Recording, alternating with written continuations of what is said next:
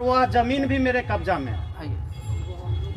देखिए सर, जमीन अगर आपके कब्जा में है तो अगर कागज उसके पास है, मेरी बात सुनिए, जमीन कागज उसके पास है और जमीन पे कब्जा आपका है, तो आप जो है 1960 के पहले वाला अगर सर्वे का पेपर अपने पास रखे हैं सर, तो ये 60 साल बीतने जा रहा है। अगर आपको 60 सालों से इसकी जानकारी थी तो आप क्या कर रहे थे? आपने इसके संबंधित समाहर्ता मतलब अपर समाहर्ता, DCLR या हमारे समाहर्ता या फिर यहाँ के जो मतलब सिविल कोर्ट है, वहाँ पे अर्जी क्यों नहीं लगाई कि हमारे साथ ये गलत हुआ है, हमारे जो गलत लोगों को दे दिया गया? अभी तक आप इसके लिए चुप क्यों थे? जी, हमारे पिताजी को उतना अनुभव नहीं था। तो अगर अनुभव नहीं था, 60 सालों के बाद अभी अनुभव हो गया, अचानक से जाग गए? जी, अनुभव यही 10 साल पहले जानकारी। तो 10 साल पहले जानकारी हुआ, तो 10 साल पहले आपने इसका क्यों नहीं जो वहाँ पे जो है आवेदन दिया कि हमारा जो ये मैटर है? जी, तो अब इसके लिए क्या करना? तो सर अब आपके लिए इसके लिए यही है कि अगर वो आपका है और आपके साथ साथ आपके 10 लोग जानते हों, अगर यही चीज मैंने बोला कि जनप्रतिनिधियों के बीच में आपकी सभा कराई जाए, अगला जो आपका खेत जिसके नाम पे वो रखा है उसको बुलाई जाए, इसके बाद अगर सर्वसम्मत मतलब सर्वसहमति से अगर ये चीज वो कहता है कि नहीं हम इनको देंगे, तो एक जो है पंचनामा बनेगा। पंचनामा पे जो है पंचों का सिग्नेचर, साथ में जो है यहाँ के जो लोग हैं उस पे जो है मतलब सिग्नेचर करेंगे। इसके साथ साथ यहाँ के जो अंचल अधिकारी हैं, बात समझ रहे ना, वो भी यहाँ पे पक्षकार बन करके साइन करेंगे कि हाँ ये गलती जो है हुआ था इन लोगों के द्वारा और मेरे सामने ये जो है सभा में जो है स्वीकारा गया और ये इनके नाम से किया जाए, तो मैं सर आपको कर दूंगा। अदरवाइज नहीं, जैसा है वैसे ही रह जाएगा। फिर रजिस्ट्री ले लें तो वो तो अलग मैटर हो गया, वो तो सीधा मैटर हो गया कि आप उससे रजिस्ट्री ले लें। बात समझ रहे ना जी? एक और मैटर बोला जाए जी, 1960 से पहले जिस जमीन का खेसरा नंबर 2201 था, वो लगभग 1 बीघा का प्लॉट था। सर्वे के बाद जब प्लॉट में से जब बिक्री हुआ तो हमने 35 डिसमिल हमारे दादा लोग उसमें से रजिस्ट्री कराया। ठीक है, सर्वे नंबर चेंज हो गया, 4012 हो गया अभी वर्तमान में। वह जमीन 35 डिसमिल मेरे कब्जा में भी है, जोत में भी है, लेकिन जब दाखिल खारिज लगभग 50 साल के बाद कराए, रजिस्ट्री है केवल है, दाखिल खारिज 50 साल के बाद हमने कराया, तो वहाँ पर मात्र 11 डिसमिल बचा हुआ, 11 डिसमिल किया। सर दाखिल खारिज हो जाने के बाद फिर हम उसमें क्या कर सकते हैं? तो वो नंबर, उस नंबर में मैं बताता हूँ, मेरी बात सुने जी। मैंने वही बात बोला अभी, मतलब आप शायद यहाँ आपका ध्यान नहीं था, फिर से मैं आपका ध्यान उस पे केंद्रित कर देता हूँ। ठीक है, अच्छी बात है। जैसे मैंने बोला ना कि कोई जो हमारा पुराना खतियान है, इस सवाल को पप्पू जी भी सुन ले, यही सेम सवाल पप्पू यादव जी हैं, उन्होंने अभी पूछा है लाइव में, यही सेम सवाल है। ठीक है ना, जैसे कि पहला तो आपको बता दें कि मान लीजिए कि खाता संख्या कोई 1 है, उसका खेसरा संख्या 20 हुआ, तो उसका रकबा दे दिया उसमें 5 एकड़, तो वो खतियान है। अब खतियान किसके नाम से है ये आप समझ सकते हैं, उसके कितने वंश पीढ़ी उसमें बटी है ये आप समझ सकते हैं।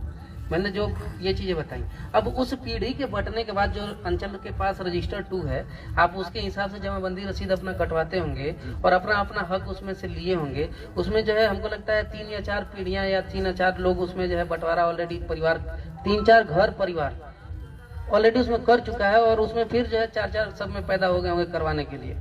तो सोचिए वो कितने भागों में बटा हुआ, कितना छोटा छोटा वो टुकड़ा हो जाएगा। पेपर में वो दिखाएगा क्योंकि पुराना खतियान है तो उसमें बहुत बड़ा दिखाएगा, लेकिन सोचिए कि ऑन पेपर छोड़ करके अगर वास्तविक भौगोलिक स्थिति पे आ जाए तो सोचिए कि उस जमीन के कितने टुकड़े ऑलरेडी हो चुके हैं और फिर होने जा रहे हैं, क्योंकि जैसे जैसे बंटवारा होगा लोग उसमें टुकड़ा टुकड़ा करेगा। तो ये हम कैसे मान लेंगे आपके कहने से कि आपका है? फिर वही आपको प्रोसेस होना पड़ेगा, सेम वही प्रोसेस से गुजरना है कि आप यहाँ पे बैठिए, उनको बुलाइए, सभा लगाइए, सभा के सामने उनसे बोलिए कि ये हमारा था, आपने कैसे करा लिया। फिर वो बोलेंगे, आप उनका जो है जो साक्ष्य है वो देखिए, अपना साक्ष्य पेश कीजिए, दोनों के साक्ष्य के ऊपर यहाँ निर्णय लिया जाएगा। अगर निर्णय ढंग से आपका जमीन वो होगा तो आपको मिलेगा, और नहीं होगा सर तो फिर वापस उनको दे दिया जाएगा। बात समझ रहे हैं ना? तो आप उसके लिए जो है मतलब फार्म जो हम लोग देंगे उसको भरिए, आप उसको भर करके दीजिए और अपना दस्तावेज लगाइए कि नहीं हमारा है। बात समझ रहे हैं ना? उसको लगा करके हम लोगों को दीजिए। अगर वो होता है आपका वास्तविक, अगर आपका है और आपके साथ किसी ने जो है जाति किया है, तो उस आधार पे जो है हम पहले यहाँ पे देखेंगे सबके सामने, आप ही लोगों के बीच में उसका निर्णय करके और उसका निष्पादन किया जाएगा। गैर मजरूआ जमीन क्या होता है? देखिए मैम, गैर मजरूआ 2 तरीके की जमीन होते हैं। अच्छा। एक गैर मजरूआ आम और एक गैर मजरूआ खास। गैर मजरूआ आम तो बिल्कुल प्योर सरकारी जमीन हो गया, उसमें तो कोई किसी को जो है छू नहीं सकता। गैर मजरूआ खास का मतलब हुआ कि सार्वजनिक रूप से नहीं, लेकिन फिर भी वो सार्वजनिक रूप से, जैसे मान लीजिए कि मतलब बहुत पहले एक राजा हुआ करते थे, उनका एक जो है हवेली हुआ करता था, उस हवेली तक जाने के लिए बहुत लंबा चौड़ा रास्ता हुआ करता था, फिर पीढ़ी दर पीढ़ी बढ़ती गई, उसमें बहुत सारे घर बनते चले गए और वो जमीन जो है उन्हीं के नाम पे रह गया, बात समझ रहे हैं, लेकिन वहाँ पे बहुत सारे लोग रह गए, तो सरकार ने उस जमीन को जो है सरकारी घोषित कर दिया। आम रास्ता जो है सबके आम सहमति से उसको जो है कर दिया गया कि नहीं ये उनका खास जमीन है, लेकिन फिर भी ये सार्वजनिक तौर पे जो है चलेगा, मतलब इन्होंने उसको दे दिया। तो उसको जो दिया है वो उस पे यूज कर सकता है। वो गैरमजरूआ खास जमीन को भी अगर कोई चाहे कि हम, अब जैसे कि मान लीजिए कि राजा ने आपको दे दिया यूज करने के लिए और आप सोचिए कि हम उस गैरमजरूआ खास को किसी और के नाम से बेच दें, तो वो नहीं होगा ना, वहाँ पे आपकी रजिस्ट्री होगी और गलती से जो है आपने जो है ऐसा कर दिया तो दाखिल खारिज नहीं होगा। और जहाँ अगर आप इस चीज का प्रोसेस बढ़ाएंगे तो वापस वो सरकार के पास जमीन चली जाएगी, क्योंकि अब वो न राजा है और न उनकी जमीन, टोटल जो है बिहार सरकार ही राजा है। तो राजा के डेट में, अभी आज के डेट में राजा कौन है? बिहार सरकार। तो राजा के पास राजा की जमीन आ जाएगी, यानी कि बिहार सरकार के पास बिहार सरकार की जमीन आ जाएगी। राज्यपाल के नाम से यहाँ की जमीनें होती हैं। बिहार सरकार का मतलब ये हुआ यहाँ के गवर्नमेंट के गवर्नर, जैसा कि अभी सर बताया तो चलेगा क्या? जी मेरा क्वेश्चन था कि जैसे 1 बीघा का प्लॉट, हमने आपसे बोला सर वही चीज, आप ध्यान नहीं समझ पा रहे। जैसे सुनिए ना, इनका 1 बीघा का प्लॉट 35 डिसमिल अगला का है, 70 डिसमिल उसमें जमीन है, हमको 11 डिसमिल दाखिल खारिज हुआ, जमीन है उतना। मेरी बात सुने, मैंने नंबर में जवाब दिया है कि अगर आपके पास उसका दस्तावेज है कि आपके पास 35 डिसमिल जमीन है तो आप हमको फार्म भर के दीजिए, हम यहाँ निष्पादित करेंगे। ये वाला है मेरे पास, दे दिया, आपने ध्यान नहीं दिया। ये वाला भी है, प्लस और नंबर मेरे पास। हमने भी बोला, आपने ध्यान नहीं दिया। सर फार्म भरिए, हम आपको फार्म देंगे भरने के लिए, इसी के लिए नहीं सर्वे हो रहा है कि यहाँ हमने क्या बोला कि अगर किसी के साथ जाति हुई है तो वो यहाँ पे आए और यहाँ पे फॉर्म भर करके ये हमको दे अपने दस्तावेज के साथ, ठीक है? हाँ ठीक है। और हम पीछे से ले रहे हैं, आप समझ गए होंगे ना? सर मेरा सवाल है कि जमीन रजिस्ट्री हो चुका है, चौहदी में जो नाम है तो चारों बगल के चौहदी में पूर्व रास्ता है, वहाँ पर किसी का नाम दिया गया है, रास्ता छुपाया गया है, उसके लिए क्या करना होगा? अगर रजिस्ट्री जो है एक समझिए कि मजिस्ट्रेट के द्वारा ही होता है, बात समझ रहे हैं ना? तो पहले तो जो है आपको उसी समय जब आपको पता चला तो आपको उसके ऊपर आपत्ति वहाँ पे दिखानी चाहिए थी। ये कब की बात है, कितनी पुरानी जमीन है? वही 15 बरस पहले का है। आप सोचिए 15 बरस से क्या कर रहे थे सर? आप सो रहे थे। उसके लिए करना क्या होगा? अब करना क्या होगा? अब कुछ कर सकते हैं क्या? कोई रास्ता है? आप जो है मेरी बात सुने, अगर वो रास्ता है, अगर वो रास्ता है तो रास्ता होगा तो वो आम रास्ता होगा, बात समझ रहे हैं ना? और आम रास्ता पे किसी का नाम दर्शा दिया जाएगा तो उसका जमीन नहीं हो जाएगा, बात समझ रहे हैं ना? अगर वो आम रास्ता है, आम जमीन है तो वो जमीन किसी और का हो नहीं सकता। तो सरकारी जो रास्ता है तो अब सरकारी रास्ता है तो वही बात मैंने बता दिया कि सरकार की जमीन पे तो कोई नहीं दखल दे सकता है सर, तो वो कैसे दे देगा? जमीन पे अगर उसका है तो उसके ऊपर जो है हम तो बस यही कर सकते हैं ना कि उसको बोलेंगे कि भाई ये सरकारी जमीन है, ये आपका नहीं है, हम पेपर बना के उसको दे सकते हैं। तो लड़ने की बात तो हम सब नहीं, खाली हम नहीं करा सकते, ये प्रशासनिक पदाधिकारी लोग कराएंगे। लेकिन अगर ऐसा है तो हम उसकी जांच करके अगर सरकार की जमीन है तो उस तरफ आपका जो है नक्शा दिखा देंगे, आपको जो है बनवा देंगे कि वो जो है सरकारी रास्ता है, ठीक है? अगर कोई खतिहानी जमीन है और उसको किसी और ने बेच दिया, मैम खतियानी जमीन को किसी और ने कैसे बेच दिया? अब पता नहीं, गांव में होता रहता है ये सब, तो इतना दखल भी भ्रष्टाचार बहुत है। नहीं तो वो जो बेचा है ना और जो खरीदा है, सीईओ कर्मचारी वगैरह ये सब पैसे लेके मैनेज एक्चुअली करते हैं। मैं देखिए ये आप नहीं बोल नहीं बोल सकते, लेकिन बंदोबस्ती सरकारी जमीन पे अगर बंदोबस्ती करा ली जाती है तो कहीं न कहीं से तो भ्रष्टाचार दिख रहा है। अच्छा, अब आपका सवाल ये, चूंकि इन्हीं का सवाल नहीं है, ये पीछे से लिए जी मैम, गए जी मैम, सवाल जी है, तो आप पूछेंगे। जी मैम, जी मैम। बहुत जगह पर हम देखते हैं कि एक मोहल्ला बसा हुआ है, मोहल्ला बसा हुआ है, कम से कम 25-50 घर है। वहाँ पर उन लोगों को जाने में के लिए निजी होकर भी वर्तमान में जा रहे हैं।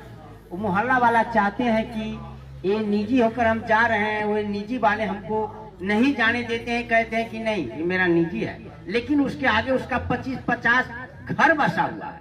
उसके लिए क्या करना पड़ेगा? इसका सोल्यूशन है कोई? सोल्यूशन तो ये सरकार ही जो है पहले से दे रखा है, लोगों को सब शायद इस बारे में जानकारी नहीं होगी। आप किसी का रास्ता नहीं रोक सकते, चाहे वो आपका निजी जमीन हो या सरकारी जमीन अच्छा, हो, ऐसा है क्या? आपको रास्ता उसमें देना ही पड़ेगा।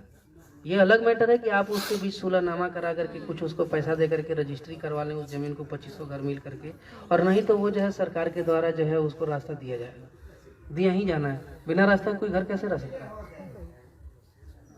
उसको देना है। आगे कहना है सर, सड़क जहाँ अभी वर्तमान में दिख रहा है, लोग आ जा रहे हैं उस पर, लेकिन नक्शा में वो नहीं दिख रहा है, वह किसी के निजी होकर जा रहे हैं। सर देखिए मेरी बात सुनिए, जो सड़क की हम सिर्फ जमीन से रिलेटेड बातें आपको बता सकते हैं। सड़क से विषय में आप नहीं बता सकते। सड़क की जमीन परिवहन विभाग की है, हम जमीन बता सकते हैं, सड़क क्या है ये नहीं बता सकते। आगे बताते हैं, सरकारी जमीन पर कोई पक्का का मकान बना लिया है। नहीं, इससे पहले वाला सवाल रिपीट कीजिए सर, जो है पूछना चाह रहे थे। अच्छा, हाँ, ये मैं अभी सड़क पर हम लोग आ जा रहे हैं। हाँ, वो सड़क है। हाँ, अभी सड़क है, आ जा रहे हैं, लेकिन वो किसी के निजी में है, नक्शा में नहीं है, नक्शा में नहीं है, लेकिन सड़क का रूप 10 फीट है, वर्तमान में दिख रहा है 10 फीट, लेकिन वह बोल रहे हैं कि निजी में है, निजी में है, हमारा ये निजी है, लेकिन लोग आ जा रहे हैं वर्षों से।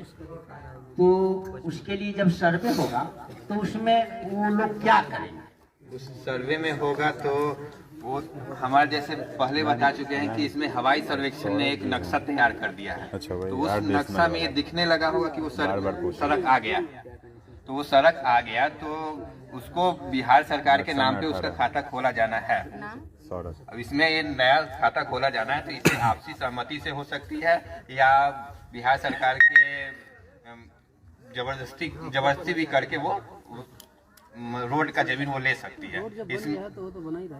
हाँ, वो बिहार सरकार के अंदर में आ जाएगा। उसमें सहमति ये हो सकती है कि जितने लोग का जमीन आता है वो एक रजिस्ट्री पर वो बना के अपना साइन कर दें कि हाँ इसे हम स्वेच्छा से रोड अपने डेवलपमेंट कार्य के लिए इसको हम स्वेच्छा से सरकार की ओर दे रहे हैं। अगर ऐसा नहीं होता है, अगर रोड वहाँ बना हुआ है तो वो बिहार सरकार के नाम पे कर दिया जाएगा।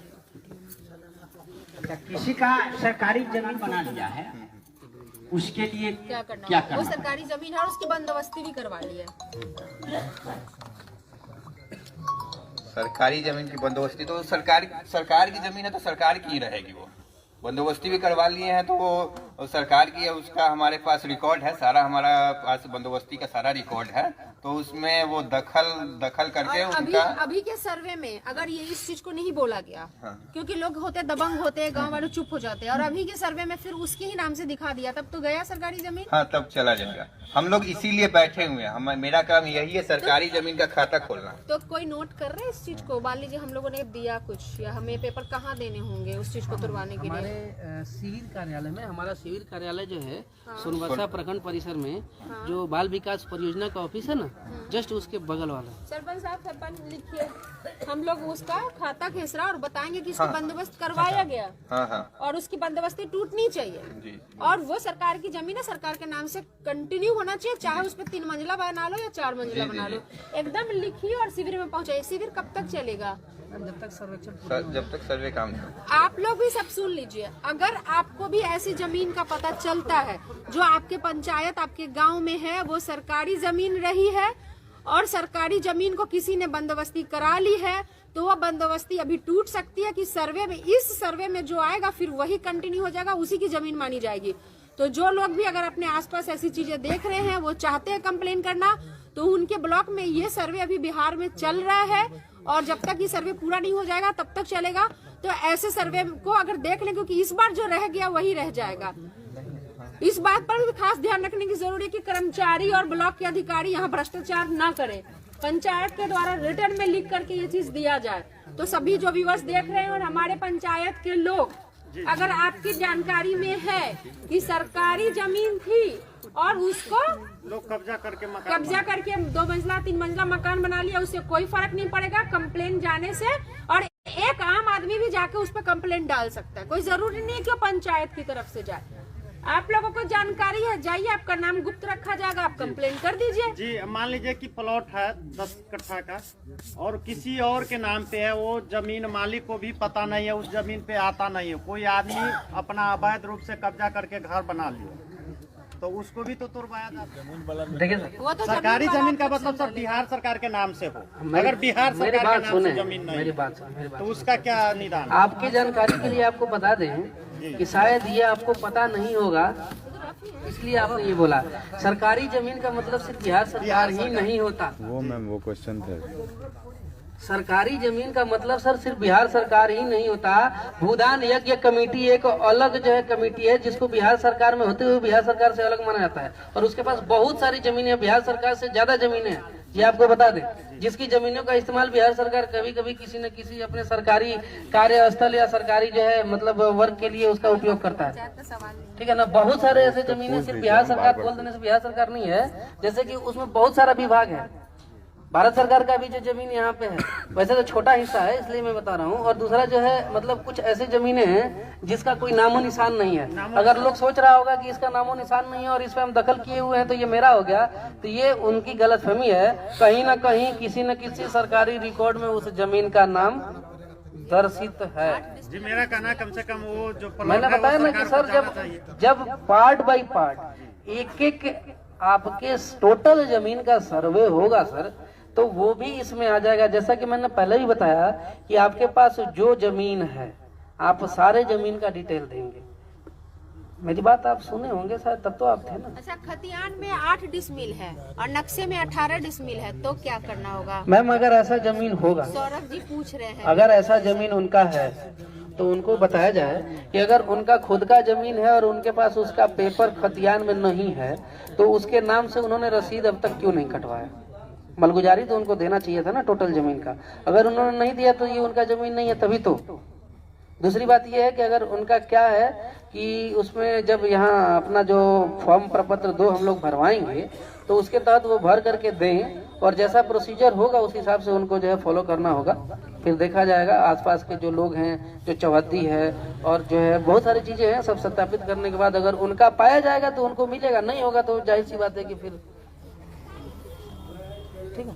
अगर है उनका वास्तविक अगर है तो वही मैं बोल रहा हूँ कि अगर है तो फिर अभी तक उन्होंने रसीद क्यों नहीं कटवाया, फिर आखिर उसको छुपा क्यों रखा? अपने निजी हित के लिए सरकार के आंख में धूल झोंकने का काम। तो सरकार के आंख में धूल लोग खुद झोंकते हैं और उनके साथ गलत होता है तो फिर लोग सरकार को दोषते हैं। अच्छा सर, मेरा एक सवाल है। मान लीजिए पूरी 3 भाई है और 2 भाई पूरा जमीन को बेच चुका है, तो उस आदमी को हिस्सा नहीं मिल सकता है? सर अगर आप 2 भाई हैं, 3 भाई हैं और आपके जमीन को आपका भाई बेच दिया तो वो आपके बिना, देखिए आपको बता, यहाँ आ करके और इस फार्म को भर दे। जो बहुत दूर हैं उनको भी आना पड़ेगा, क्योंकि ये खेत और खतियान की बात है, ये बहुत इम्पोर्टेंट है। यानी कि जिस तरीके से आपके बेटे बेटियां आपके लिए इम्पोर्टेंट हैं, उससे इम्पोर्टेंट आपका खेत होता है। इसलिए सबको यहाँ आना ही है। फोन पे या सोचेगा कि हम दूसरे के द्वारा ये करवा लें, तो ये कतई नहीं होने जा रहा है। उनको यहाँ आना पड़ेगा, अवेलेबल होना पड़ेगा, उनके उपस्थिति के उपरांत ही उनका खाता खोला जाएगा। इसलिए आप लोगों से गुजारिश है कि आप लोग सभी ऐसे लोगों को इत्तिला कर दें, उनको बता दें कि यहाँ सर्वे हो रहा है, आप लोग आइए, इस फॉर्म को भर करके दे दीजिए और अपना जमीन का जो है सत्यापित कराने का जब यहाँ सत्यापन का काम चलेगा तो उनको यहाँ फिर खड़ा रह करके अपने खेत में जा करके इसका जांच करवाना होगा। साथ में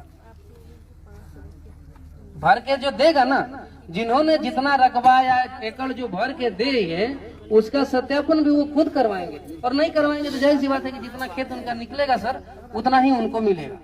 सत्यापन सर उसका घर वाला नहीं करवाएगा? नहीं सर, जो रैयत है जिनके नाम से खाता खोलना है वो खुद वहाँ अवेलेबल रहेंगे, क्योंकि बाद में किसी तरीके का इफ बट किंतु परंतु नहीं चलेगा। बाद में जो है कहेंगे कि हमारा भाई हमारे साथ धोखाधड़ी कर दिया तो हम उसको नहीं मानेंगे, क्योंकि ये सर खेत खतियान की बात है। जी पिता के नाम ऑफिस में आकर के दे सकता है। नहीं, शाहनवाज जी को तो भी यही रखते। मैम मेरी बात सुने, शाहनवाज जी का 2 गांव मिला हुआ है, इसलिए शाहनवाज जी एक गांव में अकेले मैम अगर 3 दिन यहीं दे देंगे तो ऑफिस का वर्क कैसे होगा मैम? 3 दिन यहाँ और 3 दिन वहाँ दे देंगे तो जो जमा किया हुआ कागज है वो फिर ऑफिशियल वर्क के प्रोसीजर में कैसे जाएगा? तो क्या करना, 3 दिन 2 दिन देंगे, 2 दिन यहाँ का रखा जाएगा, 1 दिन यहाँ का ऑफिशियल। 2 दिन कौन रहेगा, कौन सा? ये जो है डिसाइड करके मैम आपको जो है बता देंगे। आज ही बता दीजिए, सभी जुड़े हुए हैं, लाइव भी सुने हुए लोग हैं, प्लीज आज बता दीजिए ताकि मुझे सबको इन्फॉर्म नहीं करना पड़े। सोमवार और बुधवार सही रहेगा। सोमवार और बुधवार समय सुबह 10 बजे के लगभग। सोमवार और बुधवार को मतलब 11 बजे तक हम यहाँ पे आ चुके हैं। 11 बजे तक आ चुके रहेंगे। सबने सुन लिया ना? सोमवार और बुधवार को 2 दिन आपके अमीन साहब यहाँ ऑफिस में अवेलेबल रहेंगे। 11 बजे तक आप लोग यहाँ आ सकते हैं। 11 से 4 आपको यहाँ पे साहब मिलेंगे। ठीक है। और आप सभी लोगों को जो है जो महत्वपूर्ण सूचना है वो तो मिल गई होगी। किसी का अगर कोई और सवाल रह गया हो तो अभी जल्दी पूछ ले, क्योंकि अभी जो है हम आप लोगों को फॉर्म के बारे में समझाएंगे और फिर हमारे जो अमीन साहब लोग हैं आप लोगों के पास जाकर के इसको बताएंगे और यही बता देंगे कि फॉर्म जो है यही मैम के जो ऑफिस के पास फोटो स्टेट का दुकान है ना, यहाँ पे हम लोग अवेलेबल करवा देंगे। यहाँ से आप लोग इस फॉर्म का जो है कलेक्शन ले करके और फॉर्म भर के और इनको सोमवार और बुधवार को दे दीजिएगा। अगर बीच में किसी को दिक्कत पूछ सकते हैं, इनका वही नंबर व्हाट्सएप नंबर भी है, उसमें भर के आप व्हाट्सएप करके भी पूछ सकते हैं कि सर मैंने ये फॉर्म भरा है, आप इसको देख के बताइए कि अगर गलत है तो इसमें क्या संशोधन किया जाए। ठीक है। एक बार फॉर्म के बारे में बता दीजिए, क्योंकि बैटरी डिस्चार्ज होने वाला है, लाइव खत्म हो जाएगा तो बहुत फॉर्म के बारे में बताया जाएगा। सर एक सवाल और है। आइए फॉर्म पहले फोन डिस्चार्ज होने वाला है। ये हमारा ये फॉर्म जो है प्रपत्र 2 है। नियम 6 उप नियम 1 के तहत रैयतों द्वारा स्वामित्व आधारित भूमि की स्व घोषणा प्रपत्र है, जिसमें रैयत जो है अपना अधिकार भर के देंगे, जिसपे उनका अधिकार अभी है, जो हम आपको दे देंगे सर। एक मिनट देता हूँ सर, देता हूँ। ठीक है। ये फॉर्म है जो प्रपत्र, ये पूरा फॉर्म देख लिया जाए, यही फॉर्म है। इसमें रैयत का नाम, सह हिस्सेदारों का नाम जो है देना है, इसमें पिताजी का नाम भी देना है साथ में। इसके बाद ये कहाँ रहते हैं, इनका अस्थायी पता, यहाँ पे इनका खाता, यहाँ खेसरा, यहाँ पे जितना एकड़ डिसमिल जो है मतलब इनका रकबा है वो, इसमें चौहद्दी होगा, इसमें जमीन का किस्म होगा कि खेतिहर है कि भीट है कि मकान है। इसके बाद जो है इसमें एक कॉलम है जिसमें लगान लिखना है, तो लगान जो है अगर आप लोग लिख पाए तो अच्छी बात है, क्योंकि आप लगान देते हैं, आप जो लगान देते हैं वो लिखें इसमें कि हम कितना जो है देते हैं पर एकड़, सॉरी पर डिसमिल। एकड़ लगान नहीं होता, डिसमिल से लगान कटता है। ठीक है। इसके बाद जमाबंदी रसीद की संख्या, जो रसीद आप कटाते हैं उसकी संख्या। इसके बाद भूमि पर दावा का आधार क्या है, अपना उत्तराधिकारी का जमीन है या दान का है या मतलब खरीदा हुआ है या केवाला है या अन्य किसी जो भी रूप से, इसमें लिखना है। और अभियुक्ति में मतलब होता है कि अगर कुछ और बच गया हो जो हो उस पर लिखना दर्शाना हो, या कोई परेशानी हो, होता है ना कि हमारा जमीन सर ये पेपर हम दे रहे हैं और उस पर जो है उन्होंने मतलब जो भी चीज हो तो वो उस अभियुक्ति कॉलम में आप लोग लिख सकते हैं। साथ में यहाँ पे रैयतों का हस्ताक्षर और अंगूठा का निशान, ठीक है ना, वो जरूरी है। उसके साथ मोबाइल नंबर और आधार नंबर लिखें। ये इस फॉर्म के साथ, ये फॉर्म जो है हमारे अमीन लोग आप लोगों के पास जाकर के समझाएंगे। अभी आप सभी रैयतों के पास हमारे अमीन जो हैं वो जा करके समझाएंगे, आप लोग इसको समझें और समझने के बाद ही सर यहाँ से जाएं। अपना फॉर्म ले करके, फॉर्म आपको जो है अवेलेबल करवा दिया जाएगा फोटो स्टेट के दुकान पे, वहाँ से आप लोग ले लेंगे, क्योंकि सर इतने फॉर्म मात्रा में हमारे पास नहीं है कि हम सब लोगों को एक एक दे सकें। ठीक है ना, ये चीज है। हाँ एकदम सर, एकदम। इसके बाद देखिए सर ये जो पावर बैंक बहुत रिक्वेस्ट आ रहा है जनाब सर, रुकिए ना सर, रुकिए, इतना घबराहट किस बात, बिना समझने क्या कीजिएगा, फार्म समझिएगा तब न लीजिएगा, थोड़ा रुक जाइए फिर समझेंगे। आइए सर, ये प्रपत्र 3(1) वंशावली है, अधिनियम की धारा 5(1) के तहत इसको भरना है।